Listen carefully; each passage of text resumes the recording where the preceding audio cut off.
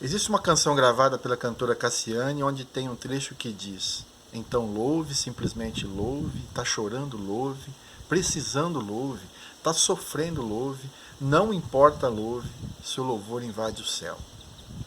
No vídeo de hoje, veremos que louvar também é uma forma de oração.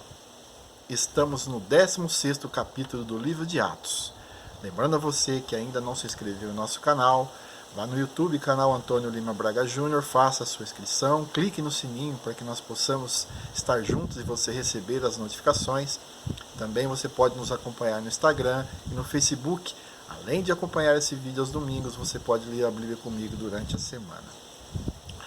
O 16º capítulo do livro de Atos, o livro que conta a história da igreja primitiva e nos mostra o quanto podemos crer em um Deus que pode tudo.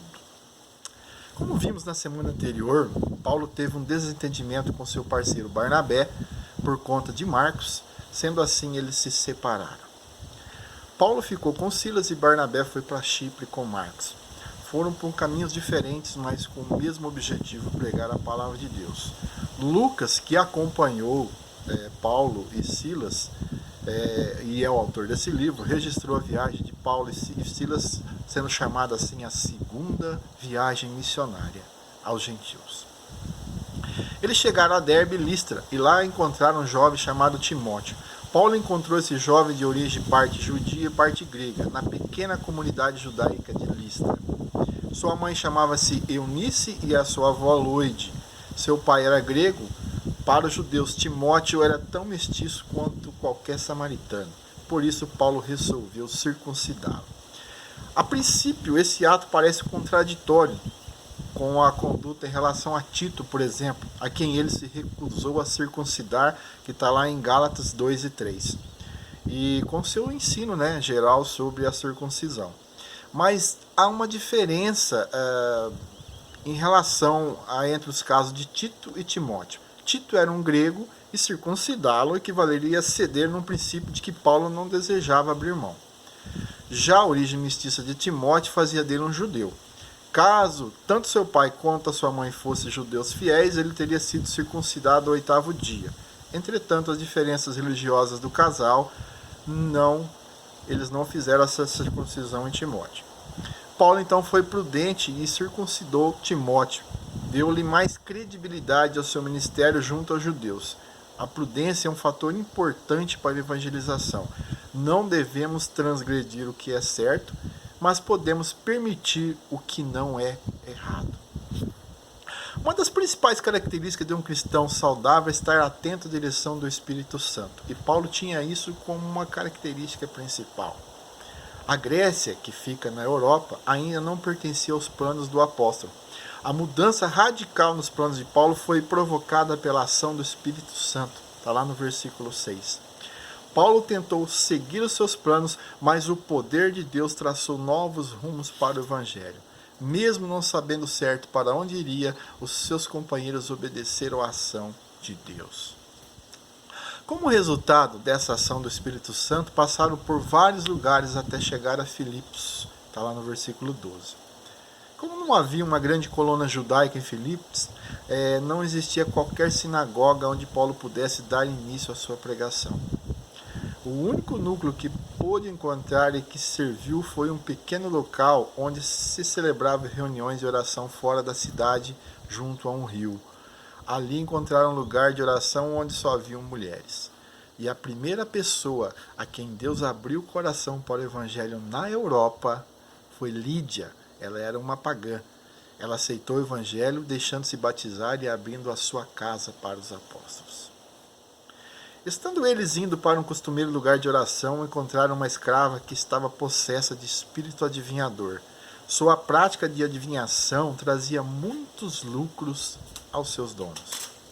Lucas enfatiza em seu texto que a jovem era usada por demônios. Por muitos dias a jovem clamou que aqueles homens eram servos do Deus Altíssimo e que estavam proclamando o caminho da salvação. Mas como assim?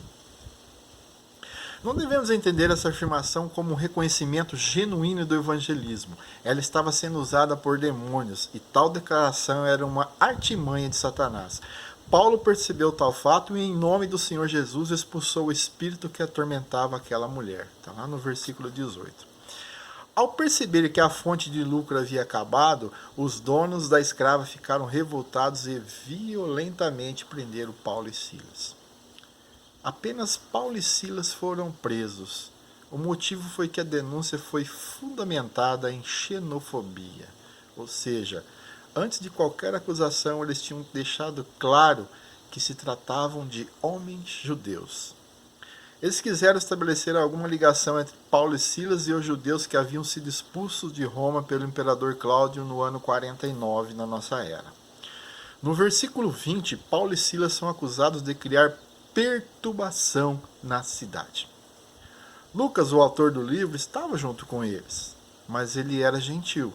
Timóteo, que também acompanhava, era meio judeu, como nós vimos. Então as acusações foram direcionadas apenas contra Paulo e Silas. Toda denúncia partiu do confronto entre os interesses romanos e os interesses judeus.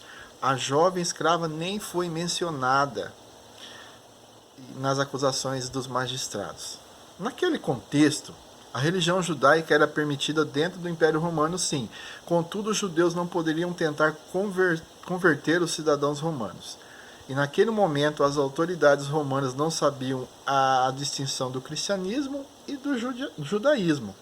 Então, pregar as boas novas de Jesus Cristo para um cidadão romano era proibido. Um tumulto grande ocorreu na praça da cidade. Os magistrados ignoraram qualquer procedimento legal e deram ordem para que Paulo e Silas fossem despidos e açoitados. Mas eles também eram cidadãos romanos.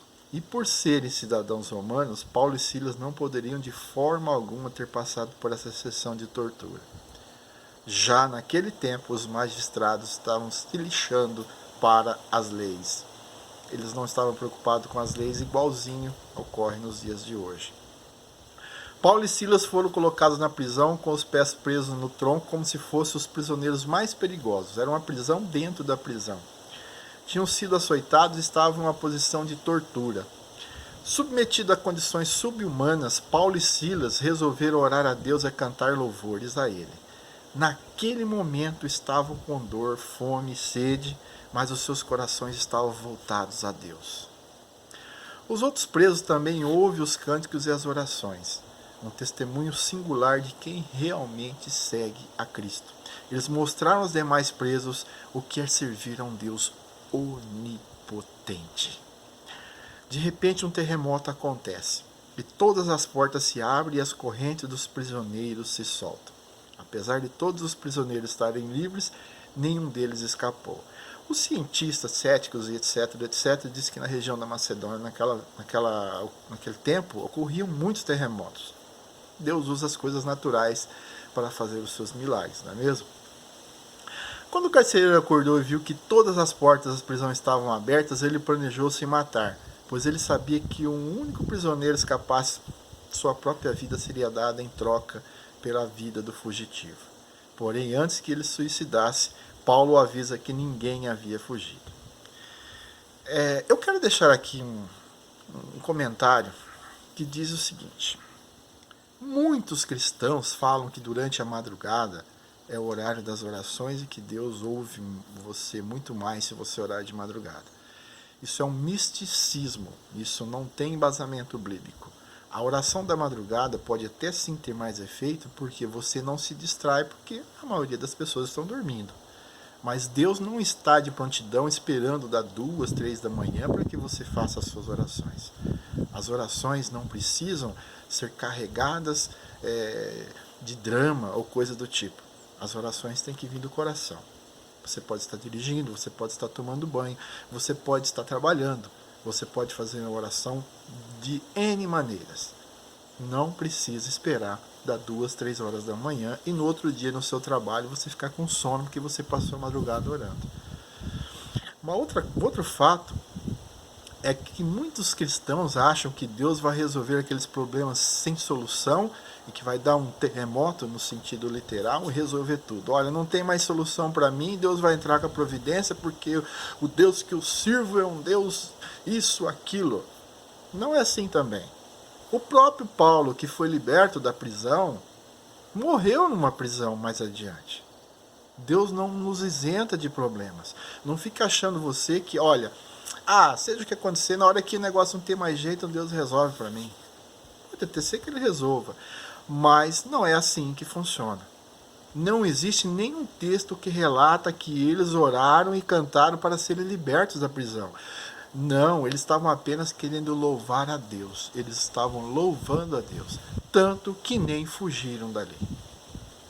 Aquele terremoto revelou o poder e a majestade do Senhor, bem como a soberania dos seus propósitos eternos. O grande objetivo do terremoto pode ser notado nas palavras do carcereiro.